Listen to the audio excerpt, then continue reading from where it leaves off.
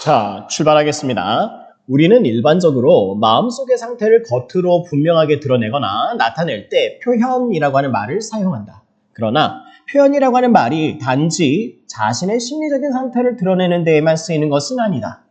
때로는 자연을 대하는 우리의 태도나 반응에도 표현이라고 하는 말이 적용된다. 예를 들어서 축 늘어진 나뭇가지를 보고 애처롭다라고 말하는 경우가 있다. 이는 나뭇가지 자체가 감정을 지닌 것은 아니지만 우리가 그것을 바라보면서 내면의 정서를 투영하고 외부로 드러내는 행위를 통해 표현이라고 하는 말을 사용하게 되는 것이다. 하지만 표현이라고 하는 말이 가장 널리 사용되는 분야는 다름 아닌 예술이며 예술과 표현의 관계에 대해서는 오래전부터 다양한 견해가 논의되어 왔다. 자, 지금 1문단 보니까요. 필자는 표현이라고 하는 개념을 건드리고 있습니다. 자, 그리고 우리가 알고 있는 표현이라고 하는 그 이야기를 예시를 통해서 축 늘어진 나뭇가지를 보고 애처롭다라고 말한다. 그렇죠? 그러면서 요 예시를 통해서 우리가 이것을 바라보면서 내면의 정서를 투영하고 외부로 드러낸다.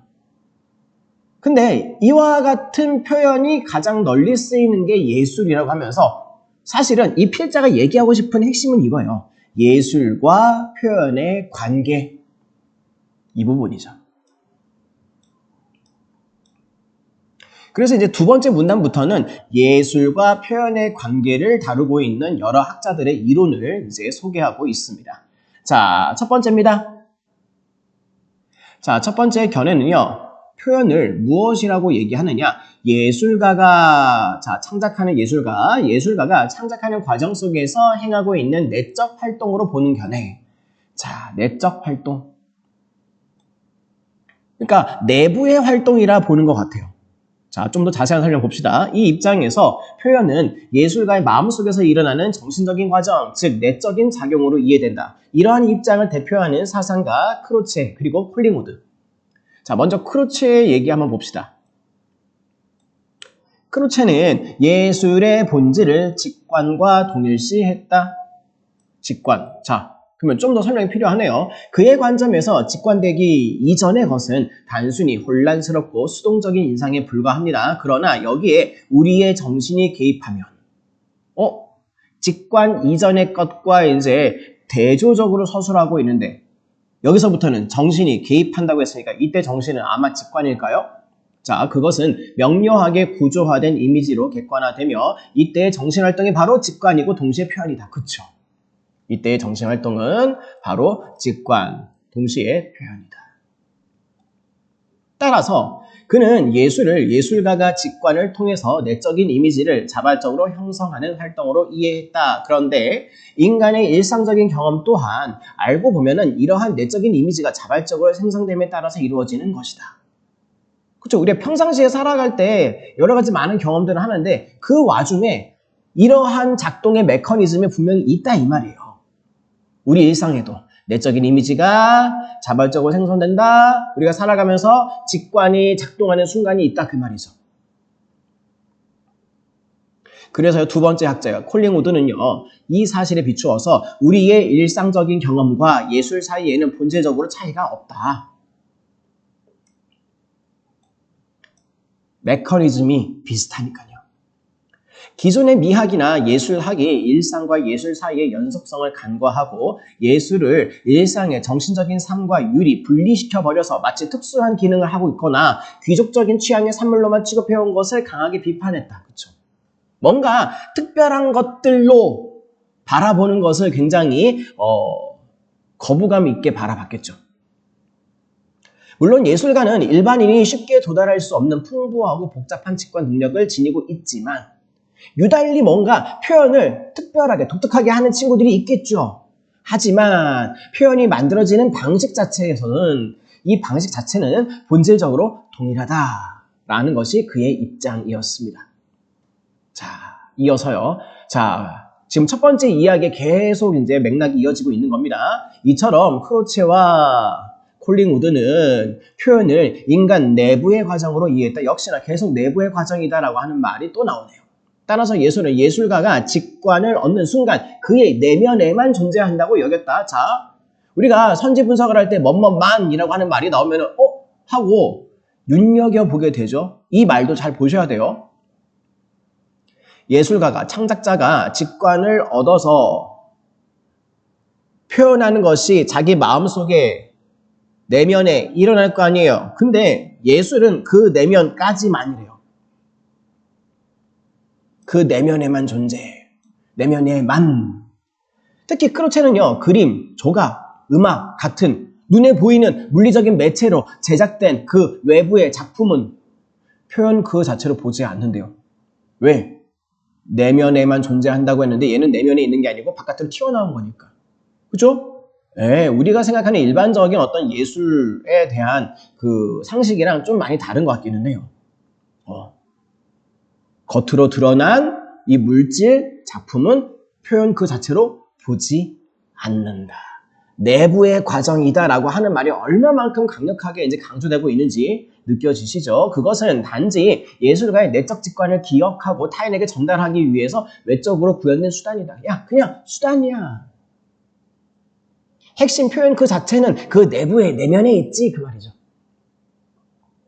하지만 이러한 견해는 물리적인 매체로 제작된 작품이 지니고 있는 의미를 포착하지 못한다는 한계가 있다? 그렇죠. 아니, 눈으로 보기에 예뻐 보이잖아요. 어떤 미의 가치가 있어 보이잖아. 근데 그런 것들을 마치 그냥 구현된 수단일 뿐이라고 의미를 축소시키는 느낌이 없지 않아 있잖아요. 네. 자, 여기까지가 이제 첫 번째 얘기였는데 한번 정리해 볼게요. 자, 보시죠. 자, 첫 번째. 이 표현은요, 예술가의 내적인 활동이다. 아, 이제 이해되시죠? 내적. 외부의 것들은 언급하지 않습니다. 자, 크로체하고 콜링우드가 있었는데 먼저 크로체요. 예술은 직관을 통해서 내적 이미지를 형성하는 것인데 물리적인 매체 작품은요, 외적 구현 수단일 뿐이고 표현 그 자체는 아니라는 소리. 그 다음에 콜링우드는요, 이게 그 일상 경험과 예술 사이에 특별한 차이가 없다. 메커니즘에 별 차이가 없다 그 말이에요. 예술은 귀족적인 취향의 산물이 아니라는 거죠. 즉 표현은 내부 과정이다라고 하는 말을 쭉 하고 있는 두 사람들.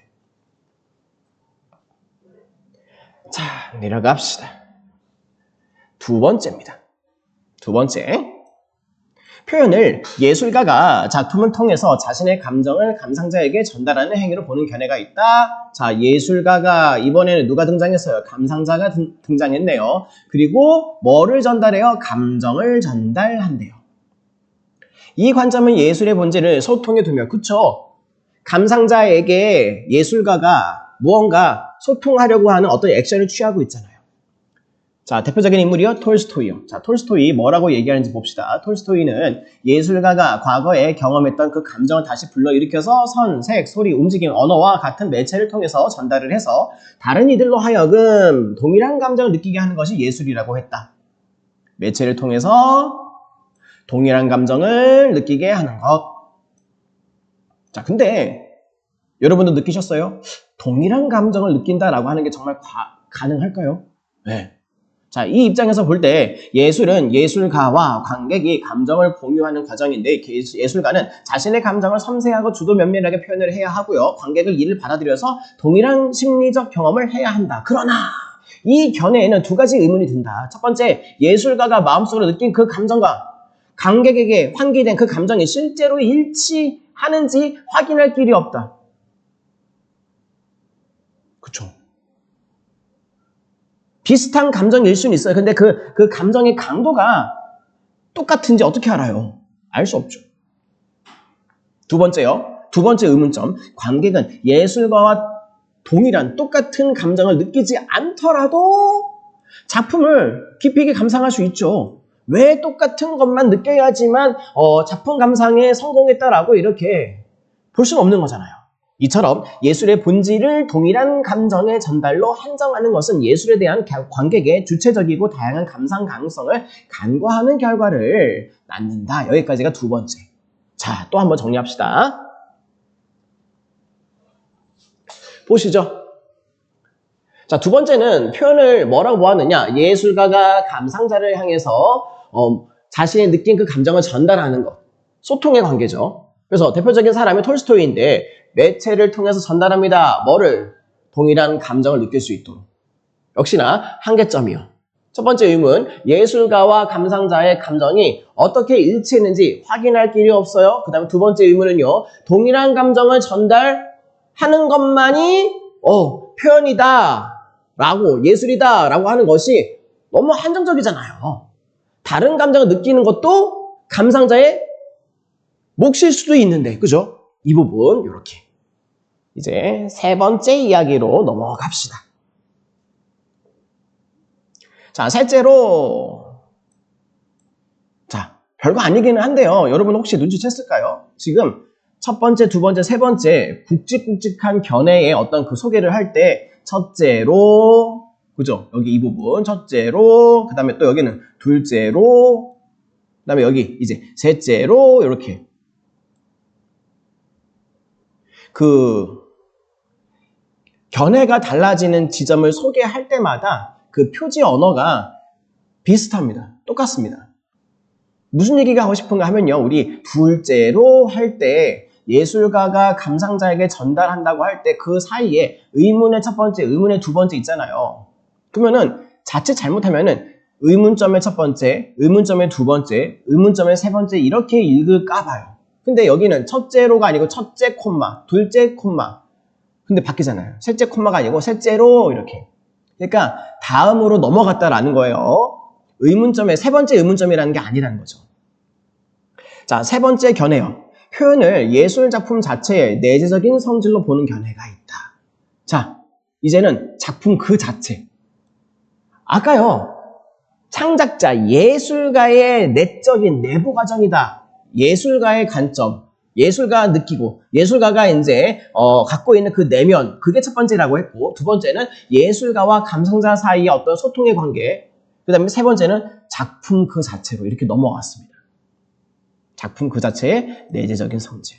자, 이 입장은요, 예술작품이 구조적으로 표현성을 지니고 있으며 관객은 단지 그것을 알아보는 것일 뿐이라고 주장한다. 작품 그것만으로도 표현하는 능력이 있다, 그 말이죠. 다시 말해서 음악이 슬프게 들리는 것은 우리가 슬픈 기분이어서가 아니라 음악 자체에 각인되어 있는 표현적인 속성이 있기 때문이라는 것이죠. 그렇다면 작품은 어떻게 그 표현성을 그 자체의 성질로 가질 수 있느냐, 이에 대해서 자, 대표적인 학자 랭어는 예술작품이 감정을 상징화할 수 있는 능력을 지니고 있다. 작품이 그걸 상징화하고 표현할 수 있는 능력을 탑재하고 있다, 그 말이에요. 그는 어떤 대상이 표현적인 것이 되는 것은 그것이 인간의 감정을 드러내는 정서와 행위에 있어서 조응하는 형식을 지니기 때문이라고 주장을 합니다. 즉, 예술이 상징화하는 것은 감정 그 자체가 아니라 감정의 시간적인 흐름에서 나타나는 육체적인 변화의 패턴이라는 것이죠.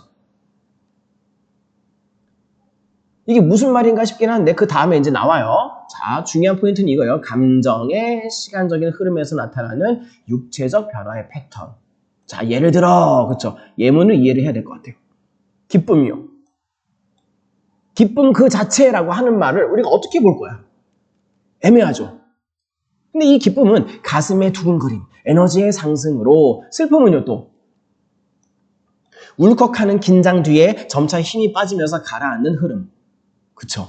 육체적인 변화의 패턴이라고 하는 말로 보니까 그 감정의 어떤 진행 양상이 대체적으로 뭐죠? 그 비슷한 맥락이 있는 것 같아요. 그 얘기가 우리 여기 있네요. 여기 위에 정서와 행위에 조응하는 현실. 요 말을 좀 더 풀어서 쓰고 예시까지 들어주는 것이죠. 따라서 즐거운 음악은 단순히 즐겁다라고 하는 감정을 직접 전달하는 것이 아니라 즐거움이 생겨나고 확산돼서 사라지는 과정을 리듬과 선율, 그 다음에 강약의 변화로 표현하는 것이다. 그러나 인간의 감정은 단순한 생리적인 변화로 환원되기 어려운, 전부 다 생리적인 변화로 다 표현할 수 있는 건 아니잖아요. 다 표현할 수 없는 그 어려운 복잡성을 지니기 때문에 랭어의 주장에는 한계가 따른다. 그쵸? 자, 계속해서 세 번째 얘기에 이제 그 두 번째 파트입니다. 랭어 말고 또 다른 사람, 피터 키비와 같은 유사성 이론 진영에서는요, 랭어와는 다른 노선에서 예술작품 자체의 어떤 그 표현성에 대해서 설명합니다.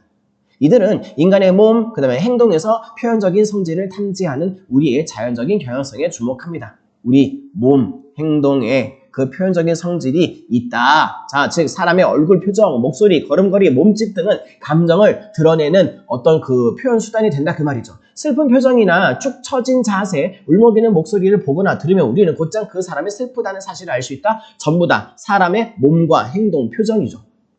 이처럼 마음의 상태와 행위 사이에는 개념적인 연관성이 존재한다. 예. 여기서는 먼저 예시 부분을 먼저 보여주고 그 얘기를 이제 개념적으로 이제 서술하고 있네요. 마음의 상태와 행위 사이에는 연관되는 부분이 있다 그 말이죠. 따라서 슬픔이라고 하는 감정은 슬픔을 드러내는 행위를 통해서 표현됩니다. 이 이론에 따르면 음악이 슬프게 들리는 이유는 음악이 지니고 있는 형식적인 특징이 슬픔을 경험하는 사람이 보이는 행동적인 표현과 유사하기 때문이라는 얘기죠. 그러나 이 이론은 음악을 비롯한 예술작품이 표현할 수 있는 감정을 특징적인 육체적인 표현성을 지니고 있는 것들로만 제한하게 되고, 그쵸? 육체적으로 표현되는 것들이 아닌 것들은 그럼 어떻게 그러면 알아봐요? 애매하죠. 이에 따라서 이 이론이 적용될 수 있는 범위가 상당히 축소되는 한계를 지니고 있습니다. 자, 이렇게. 자, 그러면은 역시나 세 번째 이야기를 또 한번 정리해 볼게요.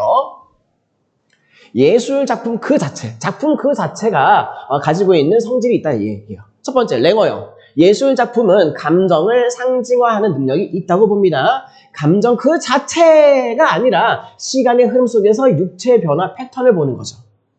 한계점이 있어요. 감정은 생리적인 변화, 즉 육체 변화로 모두 다 환원할 수 없다. 그 다음에 두 번째요. 랭어 말고요. 유사성 이론 진영에서, 그 중에서도 뭐 피터 키비 같은 이런 사람들은요.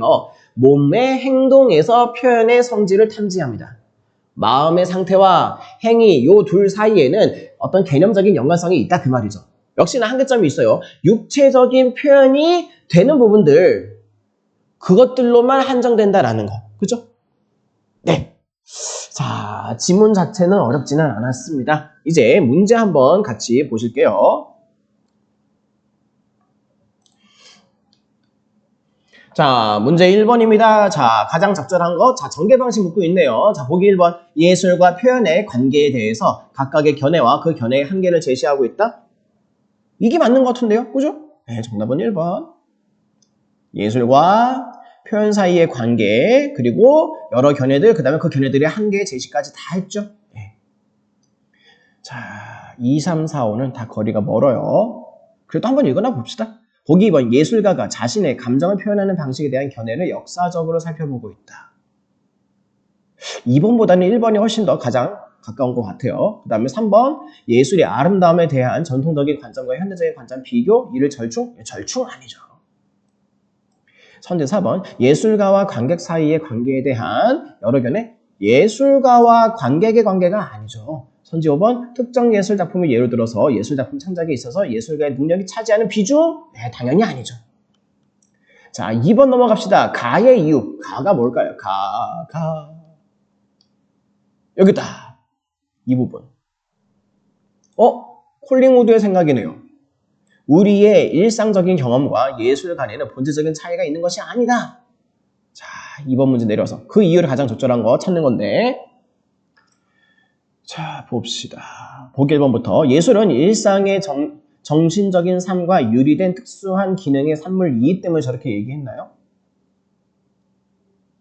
그리고 또 일상과 유리 분리되어 있다? 이런 거 콜링우드는 이렇게 생각하지 않잖아요. 일상과 예술은 다르지 않다고 얘기했는데요. 그죠? 그럼 1번은 아니고. 2번 선지. 기존의 미학이나 예술학이 일상과 예술 간의 연속성을 중시했으니까 기존의 미학은 오히려 연속성이 아니라 분리를 중시했죠. 다르다라고. 2번도 틀렸고. 그 다음에 선지 3번. 예술가가 직관하기 이전의 것은 단순히 혼란스럽고 수동적인 인상에 불과하기 때문에 그래서 저 말한 건 아니죠. 그 다음에 선지 4번. 예술가는 일반인이 쉽게 도달할 수 없는 풍부하고 복잡한 직관 능력을 지니고 있기 때문에 예술가가 뭐 특별히 더 다르다라고 하는 말을 비판했죠. 자, 선지 5번. 일상적인 경험과 예술 둘 다 모두 내적인 이미지가 자발적으로 생겨나는 과정을 통해 이루어진다. 그렇죠. 메커니즘 자체가 똑같으니까. 정답은 5번이네요. 그죠? 자, 이제 3번 문제 내려갑시다. 자, 보기에 빈칸에 들어갈 말 가장 적절한 거 찾는 건데, 자, 보기 박스부터 한번 봅시다. 자, A 평론가, 예술가들은 실제 하는 다양한 소재를 사용을 해서 자신의 예술적인 감성을 드러낸다. 예를 들어서 회화는 목탄이나 물감 등의 소재를 활용하고, 자, 또 조소는요, 나무, 돌, 금속 등의 소재를 활용한다. 그리고 관객 또한 눈으로 보거나 손으로 만질 수 있는 소재를 통해서 예술을 수용한다. 만약에 이러한 소재가 없다면, 이런 소재가 없다면 이런 얘기는 뭐예요? 물리적인 매개체가 없다면 그 얘기하는 것 같아요. 예술가가 자신의 예술적인 감성을 표현하거나 관객이 예술을 수용하는 데에 어려움이 발생할 것이다. 즉,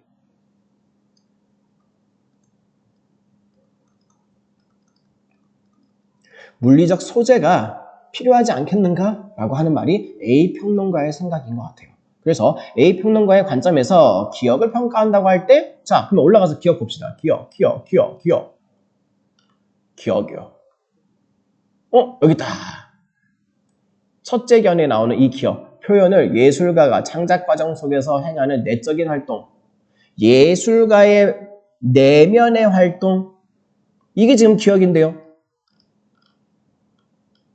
그러면은 A 평론가가 기억을 평가할 때는요, 그 내면적인 것들만 가지고 관객이 어떻게 알아요? 물리적인 소재, 외적인 어떤 표현, 이런 것들, 평론가는 그런 것들 중요하게 생각할 것 같은데요? 그쵸? 그래서 이 블랭크의 내용을 설명하지 못한다는 점에서 기억을 비판할 수 있다? 그거하고 관련된 거 뭐 있을까요? 4번 선지 한번 볼까요? 예술 작품이 지니고 있는 물질 형식의 중요성. 그쵸? 예, 물리적인 소재의 중요성. 예, 딱 맞습니다. 나머지 1, 2, 3, 5 그래도 한번 읽어볼게요. 보기 1번 예술의 본질과 직관의 관계. 예, 관계 없고요. 보기 2번 예술 창작 과정에서 직관의 필요성? 예, 아니고. 그 다음에 3번 예술가의 마음속에서 일어나는 과정? 아니고요. 그 다음에 선제 5번 현실 세계를 바라보는 예술가의 독창적인 관점? 예, 다 아니고요. 예, 4번만 맞네요. 자, 문제 4번입니다. 자, 적절하지 않은 것 찾기인데요. 자, 보기 박스. 화가 A는 몰아치는 바람, 흔들리는 나무, 하늘로 솟구치는 나뭇잎을 보며, 자, 이런 거를 그린 게 아니라 본 거예요. 본 거. 그린 게 아니에요. 보았고, 보았을 때 벅차오르는 그 환희. 그러면 화가의, 예술가의 마음속에, 예술가, 화가 A의 내면에 어떤 감정이, 환이라고 하는 감정이 지금 내적 이미지로 형성됐습니다. 그래서 A는 이것을 그림으로 나타내기 위해 이미 첫 번째 견해에 따르면 그 이미지가 형성됐고, 그걸 이제 뭐라 그러죠? 외적인 형식으로, 이제 외적인 구현 수단으로 그림을 선택을 했어요. 나타내기 위해서 고민했지만 방법이 잘 떠오르지 않았고요. 결국 일반적으로 환희에 찬 사람들이 보여주는 얼굴 표정, 몸 동작 등을 그림으로 나타냈다. 자, 외적인 구현 수단은 그림.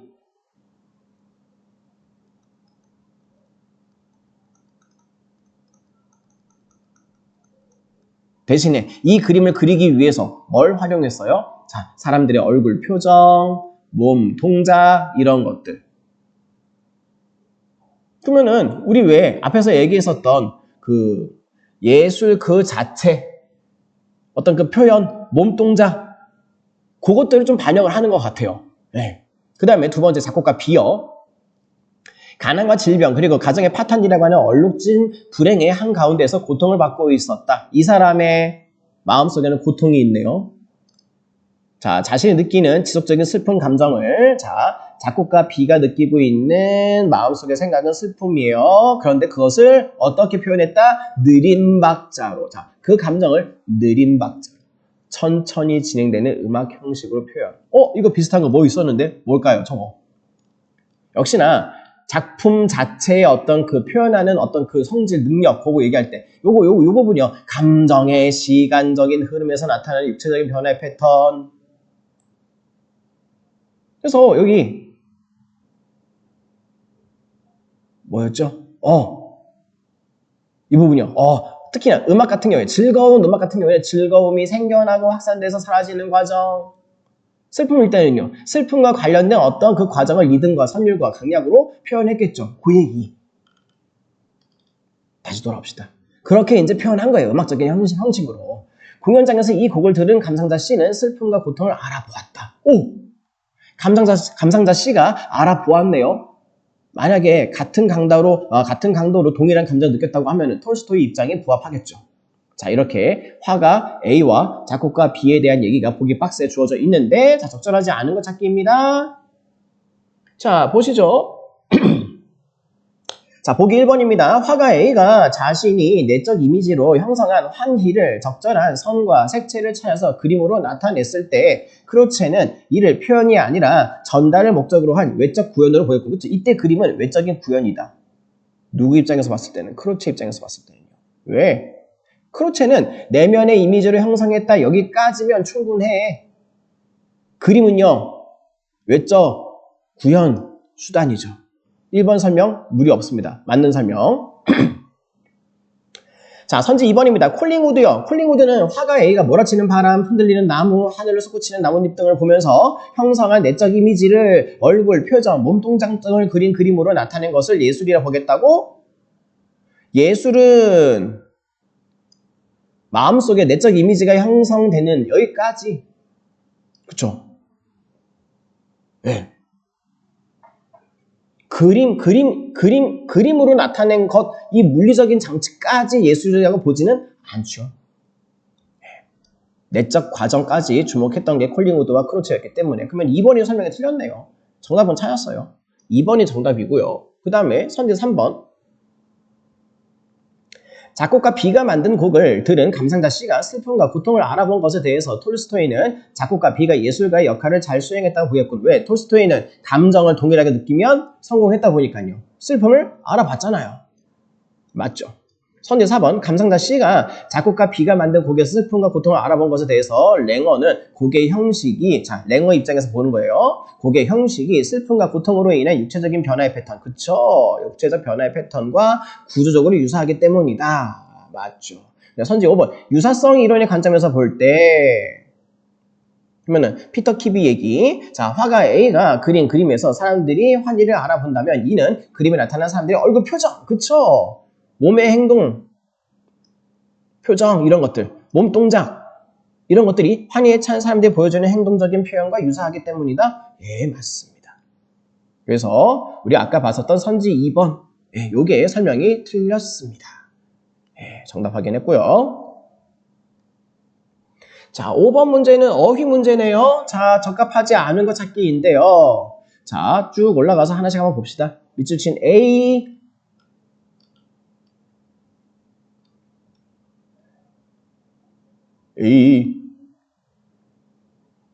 잘 안 보이죠? 여기 있다. 자, 관객에게 환기된 이 부분. 관객에게 환기된 불러일으켜진? 그러면 맞죠? 이거는 괜찮아. 그다음에 B 봅시다. B. B는 가능성을 간과하는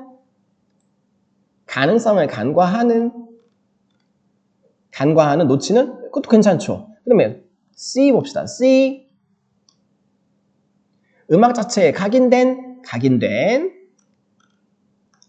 새겨진? 괜찮죠. 그 다음에 D 봅시다. D. 자, 정서와 행위에 조응하는, 정서와 행위에 조응하는. 어긋난다고요? 어긋난다는 게 아닐 텐데요. 네. 정서와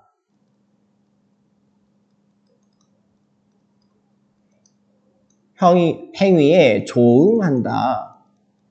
어긋나는 거는 마주치는 접점이 없다는 소리잖아요. 아니에요. 근데 지금 조응한다는 얘기는 서로 접점이 있다는 소리잖아요. 그러니까 적절하지 않은 것은 4번. 자, 5번 선지도 한번 봅시다. A, B, C, D, E. 자, 표현적인 성질을 탐지하는. 그렇죠. 알아내는 가능하죠. 네, 그래서 5번 문제에 적절하지 않은 것 찾기였으니까 정답은 4번. 됐죠? 자, 이렇게 해서 문제 다 풀었고요. 이렇게 해서 마무리합시다. 수고하셨습니다.